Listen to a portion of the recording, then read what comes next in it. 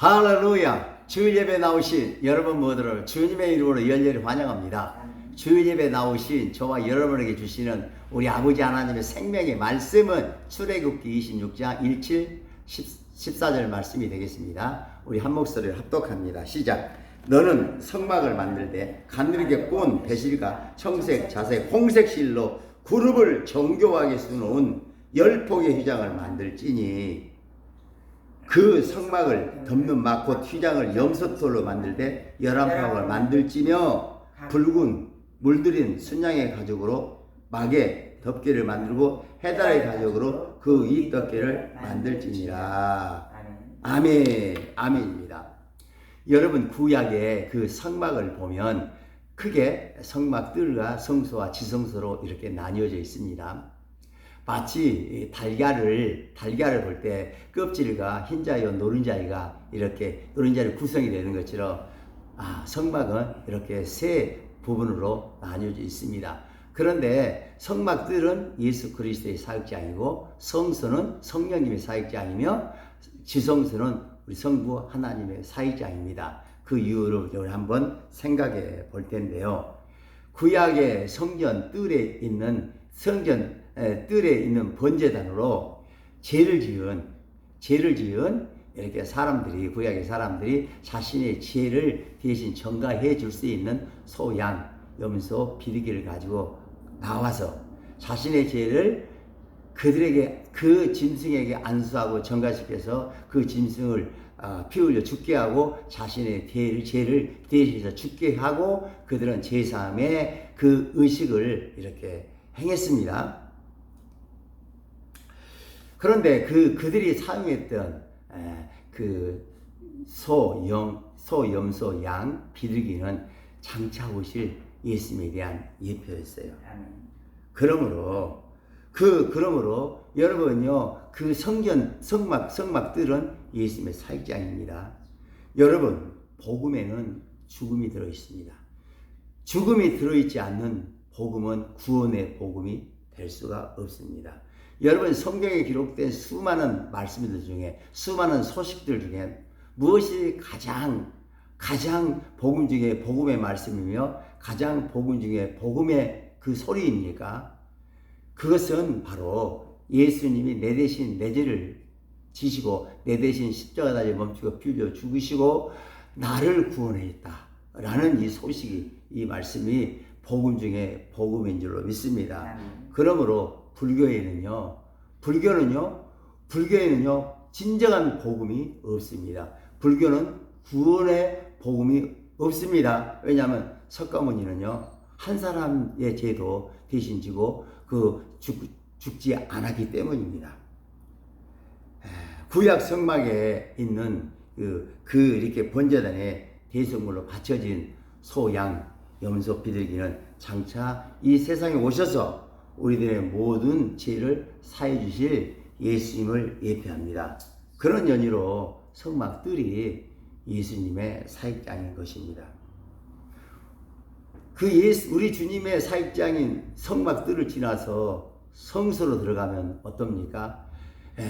오른쪽에 떡상이 있고 왼쪽에는 7 금초대가 있고 중앙에는 분향단이 있습니다.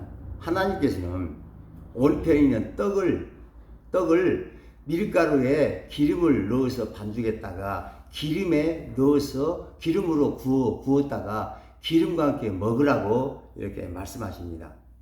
또한 왼쪽의 그 금추대는 기름으로 불을 밝히라고, 그리고 중앙에 있는 분향단의 그 향은 기름으로 감금한 다음에 그 위에 향을 넣고 불로 태우라고 이렇게 말씀을 하십니다.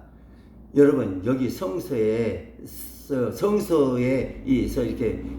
있는 이 기름과 불은요, 뭐를 상징합니까? 성령님을 상징합니다. 그러므로 성소는요, 성령 하나님의 사역장인 것입니다.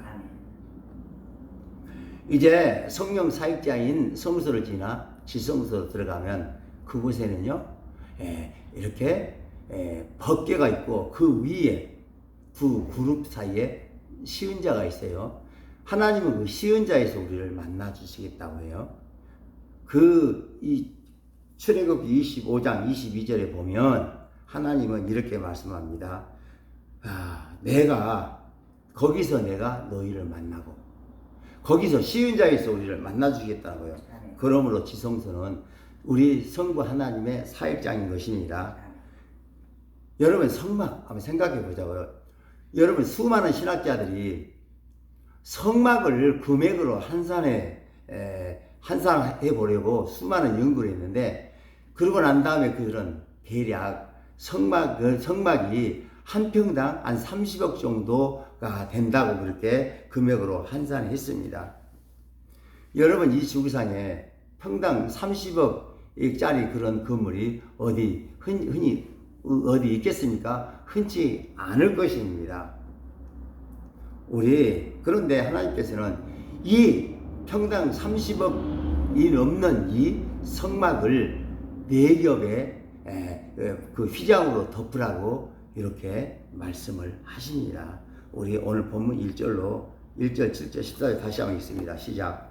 너는 성막을 만들되 가늘게 구운 배실과 청색, 자색, 홍색 실로 그룹을 정교하게 수놓은 10폭의 휘장으로 만들지니 성막을 덮는 막 곧 휘장을 염소토로 만들되 11폭을 만들지며 붉은 순양의 가죽으로 막의 덮개를 만들고 해달의 가죽으로 그 윗덮개를 만들지니라. 그렇습니다. 이 성막은요 4겹으로 이렇게 덮여 있어요. 제일 안쪽이 뭐냐면 가늘게 꼰 배실과 청색, 자색, 홍색 실로 짠 휘장으로 덮여 있고, 그 다음은 염소털로 짠 휘장으로, 그 다음은 붉은 순양의 가죽으로 짠 휘장으로, 마지막은 물개의 가죽으로 만든 그 휘장으로 이렇게 덮여 있습니다. 그러므로 성막을 이렇게 겉에서만 이렇게 보면, 밖에서 이렇게 바라보면 어때요? 물개 가죽으로만 덮여 있는 그런 조그만 건물로 보이기 때문에, 그러므로 겉에서 보면요 그 성막은 너무나도 볼품이 없어. 너무나도 하찮아요. 그런데 그 속에는 어때요? 금보다도 비싼 것들이 들어 있지 않습니까? 그래서 이게 물개 가죽으로 덮여 있는 이 성막을 생각하면서, 물개 가죽에 덮인 성막을 생각하면서 물개 가죽에 담겨진 영적 의미가 무엇인지를 우리가 생각해 보려고 해요. 물개 가죽에 숨겨진 영적 의미는 첫째 승리요, 두 번째 축복입니다. 왜 물개 가죽에 이렇게 승리의 그 의미가 들어있냐면, 그 이유는 이런 거예요. 여러분, 물개는 수륙 양성 동물이기 때문에, 그러므로 물개는 다른 동물과 싸워서 정말 진 적이 별로 없다 그럽니다. 왜냐하면 물개가 물속에서 다른 동물과 싸우다가 질 것 같으면 쑥 하고 그냥 물 밖으로 나와버리면 돼요. 육지로 나와버리면요 아무 질 리가 없잖아요. 그리고 또 육지에서 싸우다가 질 것 같으면 그냥 바닷속 물속으로 쏙 들어가면 그냥 이게 되기 때문에, 물개는요 다른 동물과 싸워서 질 수 있는 확률이 거의 없다는 거예요. 그런 연유에서 그랬는지 몰라도 미국 정부는요 그 사관 생도들을 훈련할 때, 육해공군 사관 생도들 훈련할 때 그들에게 신겨지는 신발을 물개 가죽으로 만든 신발을 만들어서 신겨라고 그렇게 말하고, 그리고 실제 물개 가죽으로 만든 신발을 제공한다고 합니다. 그 의미가 이런 걸 거예요. 니네들은 이제 어떤 싸움에 나가서도 절대로 지지 말아라는 그런 정신을 심어주기 위해서 그랬는지도 모릅니다. 여러분요, 물개 가죽에 담겨진 영적 의미는 첫째 승리입니다. 그런데 물개 가죽에 담겨진 그 의미는 승리뿐만 아니라 이렇게 축복도 들어 있습니다. 이스라엘 백성들이 430년간 애굽에 종살이 하다가 모세의 인도를 따라 출애굽을 하잖아요. 그때 그들은 출애굽할 때 그들은 물개 가죽을 조금씩 가지고 나왔어요.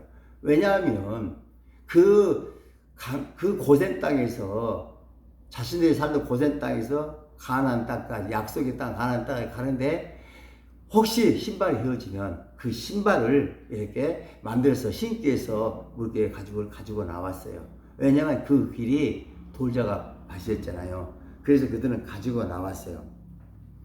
그런데 여러분, 왜 그들이 물개 가죽을 가지고 나왔을까?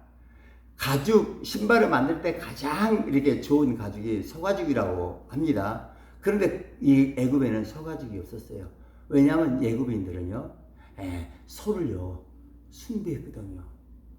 나중에 보면요, 모세가 시내산에서 율법을 받으러 하나님께 올라갔을 때 모세가 너무 안매로우니까 이스라엘 백성들이 아론을 겁박해 해가지고 금으로 송아지를 만들어가지고 송아지를 숭배했잖아요. 아직도 그 애굽의 그 의식이 남아있어서 그들은 그랬던 거예요. 그렇습니다.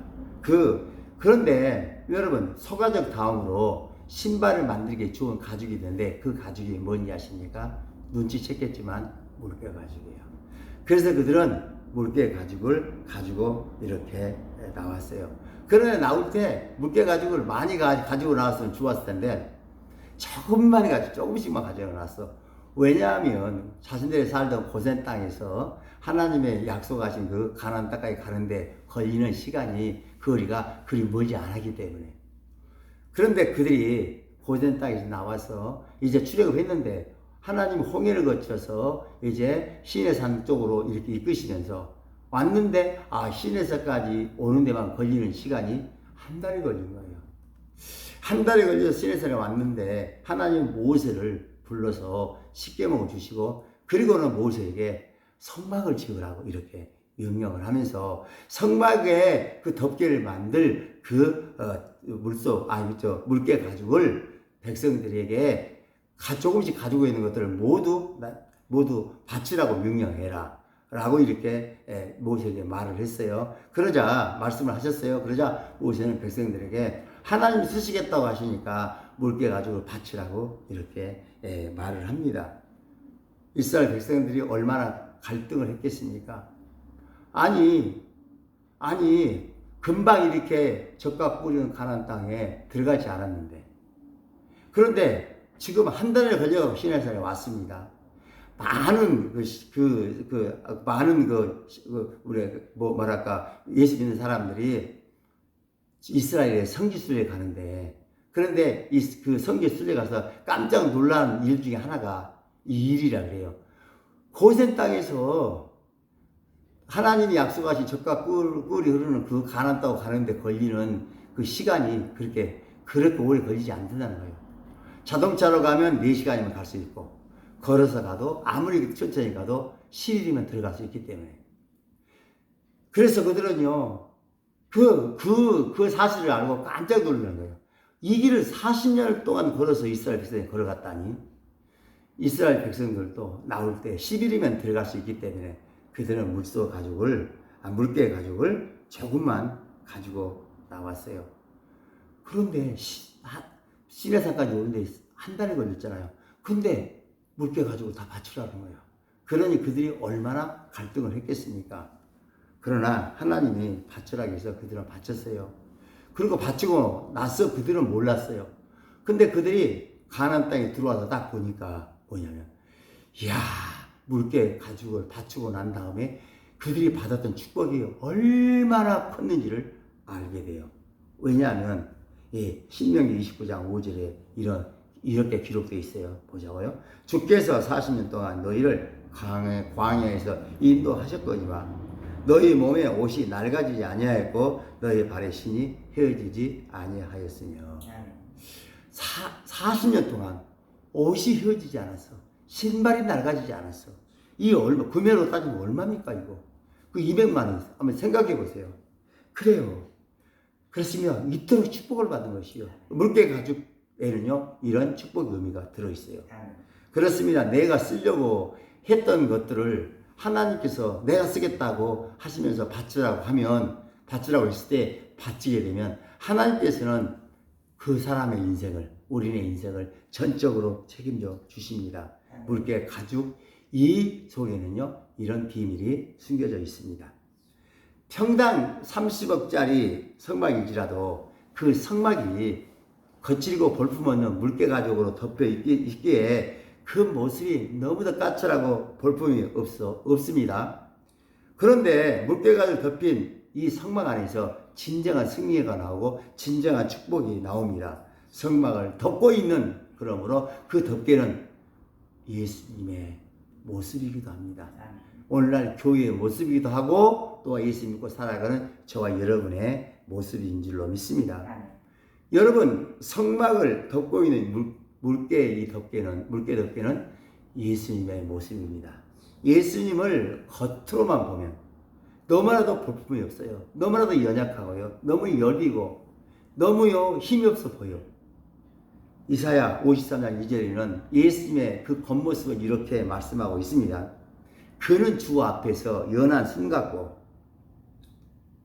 그는 주 앞에서 자라나기를 연한 순 같고 마른 땅에서 나온 뿌리 같아서 고운 모양도 없고 풍채도 없은즉 우리가 보기에 흠모할 만한 아름다운 것이 없도다. 아멘. 그렇습니다. 예수님의 겉모습은 너무나도 초라했어요. 물개 가죽처럼 울퉁불퉁하고 아버지 까칠까칠하고 깡마르고 볼품이 전혀 없었어요. 그러나 이러한 예수님 안에 모든 승리와 모든 축복의 그 능력이 다 들어있었어요. 골로새서 2장 3절에 이렇게 말씀합니다. 그 안에는 지혜와 지식의 모든 보화가 감추어져 있느니라. 아멘. 여러분, 물개 가죽 덮개는 오늘날 우리가 섬기고 있는 교회의 모습입니다. 오늘날 사람들이 이게 짓고 있는 건물들 한번 보세요. 특별히 정부 청사, 병원이나 헬스장 같은 그런 유흥시설 한번 보세요. 얼마나 건물을 아름답고 웅장하고 아주 가치 있게 이렇게 보기 좋게 값어치 있게 이렇게 보이도록 이렇게 만듭니까? 그런데 몇몇 대형교회를 빼놓고 교회당을 보십시오. 예배당을 보십시오. 얼마나 그 세상 사람이 짓는 그 정부 청사나 그 헬스장 같은데, 헬스장과 병원 같은데 건물에 비교하면 얼마나 보잘것없고 얼마나 볼품없고 얼마나 싸게 보입니까? 그런데 그렇게 볼품없이 보이는 물개 가죽처럼 보이는 그 교회에만 진정한 승리가 있고 그 교회에만 진정한 축복이 들어있습니다. 정부 청사라든가 병원과 헬스장에는요, 그런데 우리 영혼의 힘이, 영혼을 승리케 하는 우리에게 축복을 주는, 진정한 축복을 주는 그 힘은 거기에 없습니다. 그렇습니다. 교회의 모습이 비록 물개 가죽처럼 메마르고 볼품없고 까칠하고 싸게 이렇게 하찮게 보일지라도 그 안에는 만물 안에서 만물을 충만케 하시는 이의 충만으로 가득 차 있습니다. 에베소 1장 23절에서 이렇게 말씀하세요. 교회는 그의 몸이니 만물 안에서 만물을 충만케 하시는 이의 충만함입니다.